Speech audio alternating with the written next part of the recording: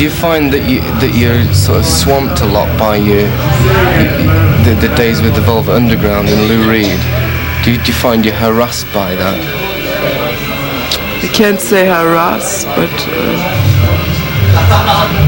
I just find it very tasteless, really. Yeah. People must go on about it an awful lot because, you know. Because already that I'm still alive, I'm one amongst the few that are still alive. Because I know that the audience likes, cliches. Right. So that's your attitude to the older stuff. It's really being sarcastic, being cynical, I guess.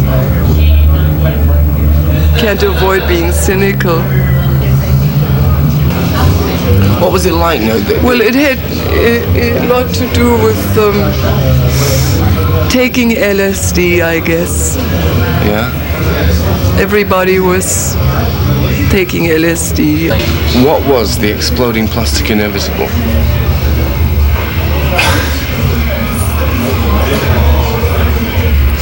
I think it was mainly Dr. Ausley's Purple Haze. That was what was really happening. Explosions and multiple explosions in people's brains. So what you're saying is everyone was really bombed out, and that was about the state of things, eh? Yes. Is there any truth in the story that the Velvet Underground wore sunglasses because the lights were so bright? No, that had to do with the image of taking heroin. Was everyone into heroin at that stage? No, not anymore. It's a long time now since... Like the Jesus trip. Everybody, not everybody, but many thought they were Jesus. They really thought that? Yeah. It's a long time now, isn't it? Since all that was happening. How long is it? Almost 2,000 years. Right. No, I don't mean that exactly. I mean it's a long time since the Banana album was out, for instance. What I thought I was doing 8 years ago. Like when I played in a cathedral in France.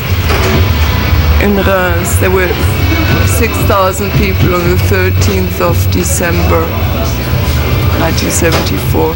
I thought that was a much bigger plastic exploding inevitable thing than...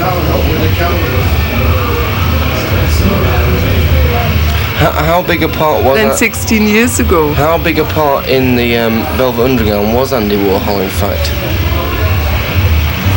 He was in the shadow. In the shadow? Standing in the shadow. Right. He was always behind the camera. Never in front. Sometimes in front. No, not actually. When the filming went on, he was never in front of the camera.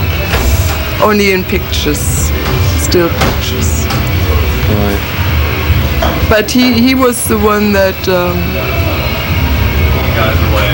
had the guts to save the Velvet Underground from